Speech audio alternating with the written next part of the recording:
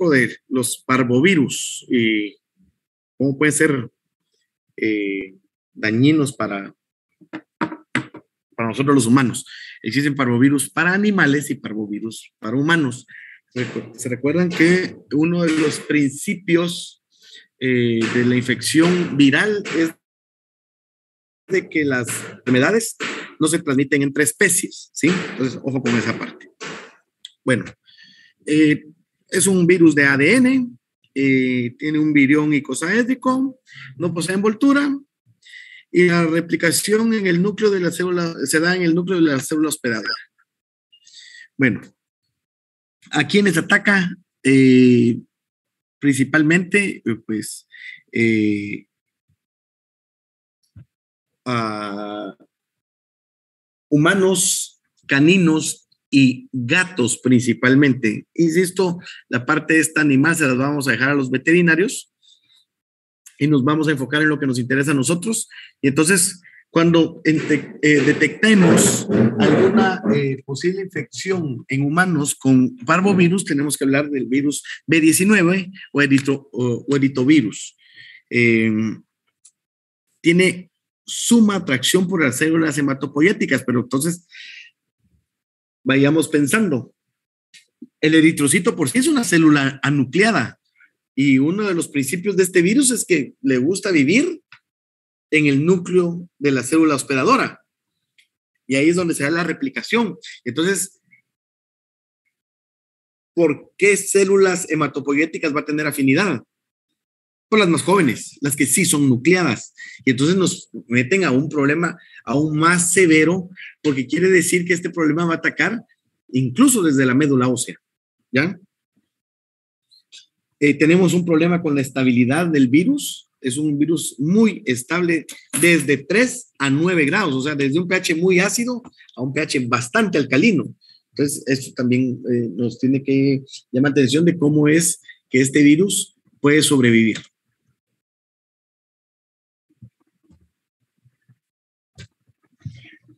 Bueno, tenemos dos familias, los Parvovirinae, que afecta a vertebrados, y los Densovirinae, que afectan a insectos. Obviamente nos vamos a enfocar en Parvovirinae. El virus de Pneumocopenia felina o parvovirus canino causan enfermedades graves en la veterinaria y es relativamente muy fácil de detectar, o sea, no le estoy quitando ciencia a los veterinarios porque no sé manejarlo, pero sí es muy fácil detectar cuando tenemos en la casa alguna mascota que pueda estar infectada con parvo. Vamos a tener mascotas que puedan estar defecando y o vomitando sangre. El pronóstico para las mascotas es de mal pronóstico. Bueno, el receptor celular para B19 es el antígeno del grupo sanguíneo P o globócido. Y es lo que nos hablábamos también de la última clase, de que un virus para que se pueda pegar a una célula necesita que haya con qué anclarse, y esos son los antígenos de membrana. ¿Alguien iba a hablar?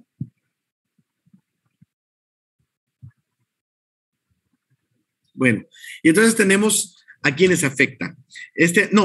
Quienes expresan este antígeno P: megacariocitos, células eritroides, células endoteliales y eritrocitos maduros.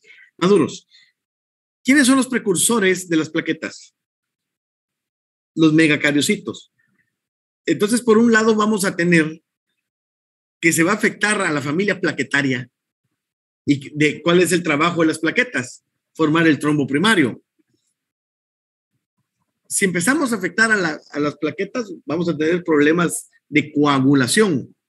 Y si a esto le sumamos que vamos a afectar células eritroides o eritrocitos maduros, se nos complica la cosa porque entonces vamos a tener problemas de sangrados y sin quien pueda formar el trombo primario. Y eso es lo que puede volver más compleja la enfermedad. Bueno, ¿quiénes más tienen este antígeno P? Durante, embriológicamente hablando, el feto va a expresar este antígeno P en corazón e hígado. Y entonces vemos cuán complicado o qué pronóstico puede tener una madre en gestación para el feto. El pronóstico es malísimo. Obviamente habrá que tratar de dar tratamiento y todo, pero el pronóstico es por demás malo.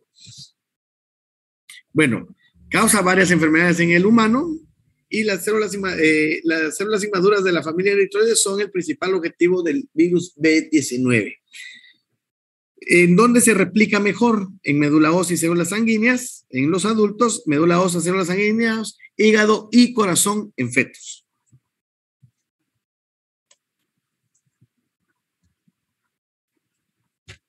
Licenciado, una duda.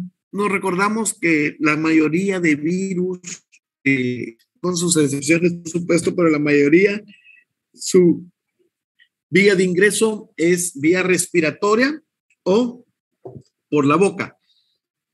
Por lo tanto, no es de extrañarnos cuál es la forma de ingreso. Es por vía respiratoria. Puede curarse el virus también de manera parenteral o por transfusiones sanguíneas. Parvovirus o B19 no es una prueba que se realice en banco de sangre como tamizaje a las unidades que van a ser transfundidas. Hay muy baja incidencia, pero la posibilidad existe. En caso de hablar de una infección madre-feto, tenemos que hablar de una vía vertical. Existen varios parvovirus animales que se replican en las células de la mucosa intestinal y células y pueden causar algún tipo de enteritis. Bueno, la quinta enfermedad o el eritema infeccioso, que es como vamos a llamarle ya a la enfermedad establecida en un ser humano, es la manifestación más común. Obviamente afecta principalmente a niños. ¿Por qué? Porque niños hasta incluso la edad escolar. Porque son los que tienen el sistema inmunológico menos desarrollado. El exantema que pueda manifestar el paciente que padezca de la quinta enfermedad es de mejillas sonrojadas o abofetadas, como que le hubieran agarrado cachetadas al niño. La infección articular es más común en adultos y el periodo de incubación puede tardar entre 1 y 2 semanas. Los síntomas se pueden confundir con un resfriado común en un principio. Y aquí tenemos una nena con parvovirus B19. Esto es muy característico de la quinta enfermedad. Y aquí tenemos un adulto, pues obviamente que ya está teniendo manifestaciones de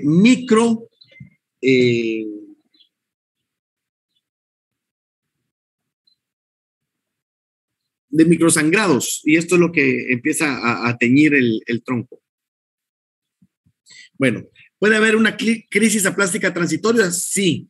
¿Por qué? Porque estamos hablando de una anemia hemolítica que se volverá crónica, que por eso es importantísimo siempre que detectemos anemias hacer frote periférico. ¿Sí?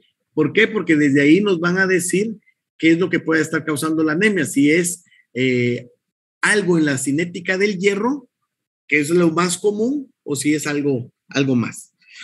Puede aparecer después de un trasplante de médula ósea y ocurre por la interrupción súbita de la producción de eritrocitos. Aquí tenemos, esto es obviamente post-mortem, un paciente que falleció infectado con B19 y que obviamente su médula ósea fue bastante afectada. Aquí tenemos un aspirado de médula ósea y empezamos a ver esas cosas anormales. Esto principalmente lo mira un citólogo, tiene mayor facilidad para los que se dedican a hacer citología. Pero vemos que tenemos cambios en células gigantes, y esto es lo característico de este tipo de células que nos van a orientar a que puede ser una infección por B19. Esto solo nos dice los hallazgos microscópicos celulares, no se hace por medio de un frote el diagnóstico de B19, tenemos que hacer por fuerza PCR. Bueno, ¿cómo responde un individuo con inmunodeficiencia? Pues toda persona con inmunodeficiencia responde de peor manera que los demás, las demás personas que podrían estar afectadas. Entonces, una persona inmunodeficiente puede tener infecciones persistentes, supresión crónica de la médula ósea y la enfermedad se va a denominar aplasia pura de eritrocitos, y para que vayamos guardando cierta terminología para cuando tengan que ejercer la medicina. Bueno, infección de B19 durante el embarazo puede causar hidropesia fetal y o muerte fetal. Tendremos que irnos a la embriología y ver a partir de qué momento empezamos a formar hígado, a partir de qué momento se empieza a formar corazón, y entonces desde ese momento tenemos peor pronóstico, ¿ya? El riesgo de infección durante el embarazo es bajo gracias al tamaño del virus. No es tan fácil que atraviese la membrana placentaria, pero sí existe el riesgo. Y más o menos el 10% de las madres infectadas corre el riesgo de algún desenlace fatídico o de muerte fetal. El mayor riesgo de la infección puede ocurrir antes de las 20 semanas y no hay evidencia que puedan haber anomalías físicas o malformaciones como tal. Estos pacientes son reales. Aquí tenemos un paciente con algún tipo de hepatitis en la imagen de abajo, y en la parte de arriba tenemos pues un paciente con hidrocefalia o megacefalia que habrá que diagnosticar. El pronóstico para ambos es obviamente muy mal. Infecciones por bocavirus. Se ha podido aislar en niños en edad escolar con infecciones respiratorias. No tenemos evidencia científica exacta que nos diga que causan infecciones respiratorias como tal, pero sí se ha podido aislar. Entonces no hay que dejarlo tan así de, bueno, saber si enfermo o no, debemos de asociarlo. Y es muy prevalente en niños con cuadros respiratorios agudos y nunca se ha aislado solo, ese es el punto.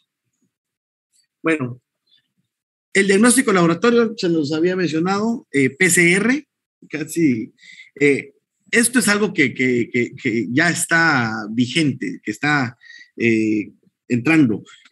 Si no fuera por el proceso aún que nos afecta la pandemia global, creo que ya tuviéramos más PCR, porque obviamente sería más fácil empezar a importar y traer equipos y pruebas, pero estoy casi seguro que cuando ustedes tengan unos entre 5 y 10 años de ejercer la medicina,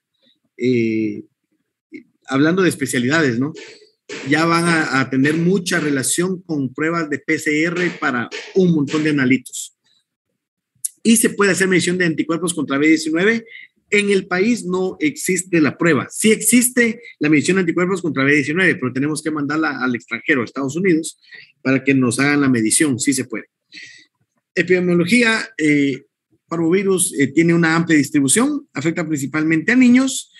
60% de los adultos y 90% de los ancianos poseen anticuerpos contra B19. Esto es característico, o sea, esto llama la atención, que quiere decir que en algún momento de la vida nos hemos enfrentado al virus y hemos salido ganando, que hemos tenido, obviamente, enfermedades subclínicas. Bueno. Licenciado, una pregunta. Mándeme. Cuando se solicita anticuerpos contra B19, solo así como tal se pide el examen, digamos. Perdón, no te escuché la última parte. Cuando solicitamos anticuerpos contra B19. Así como tal se escribiría en la orden según fuera el caso. Sí, sí, así. Realizar anticuerpos, yo me iría más a puntual, anticuerpo IgM para B19. Porque la prueba de anticuerpos totales no me sirve. La prueba de anticuerpos totales me dice IgG, IgM. Y entonces no me dice en qué porcentaje está cada uno. Ya, entonces yo pediría anticuerpos IgM para B19. Así.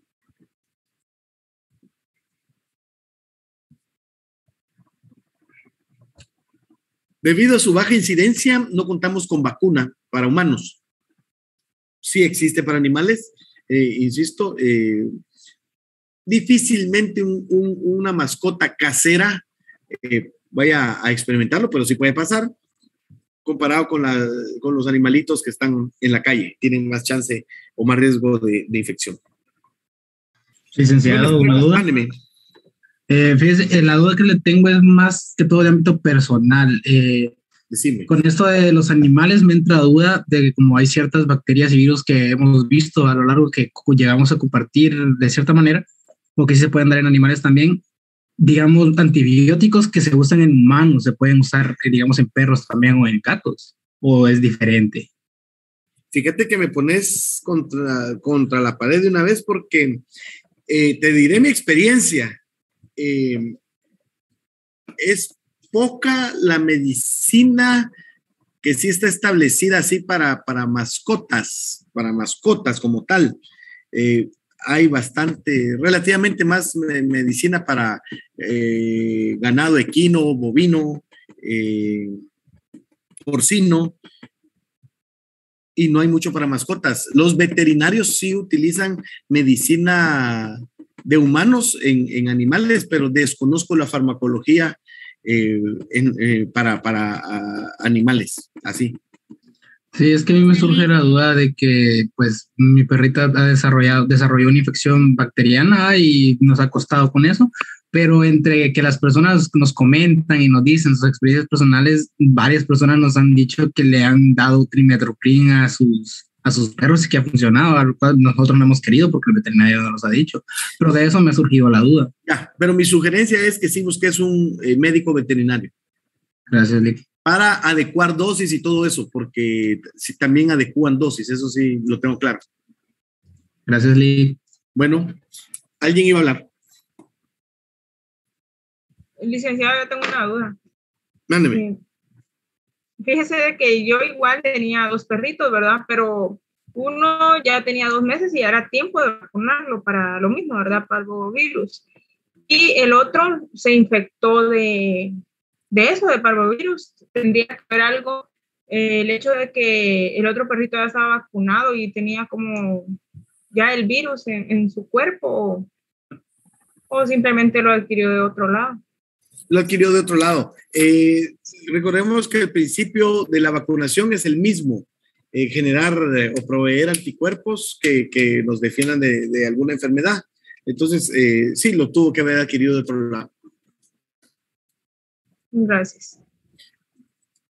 Bueno, casi en todas las diapositivas de todos los virus que vamos a ver, en casi todas va a estar esta última línea donde dice buenas prácticas de higiene.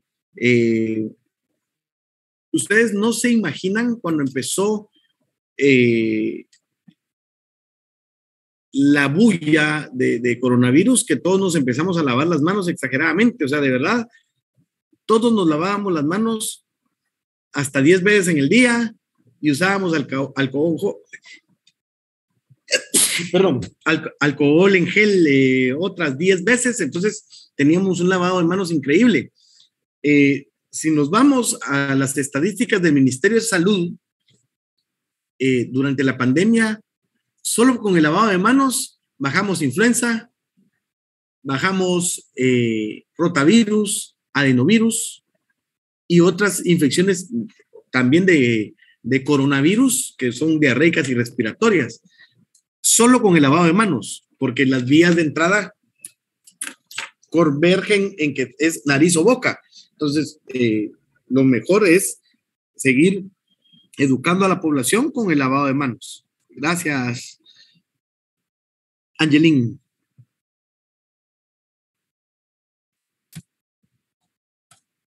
¿Alguna duda?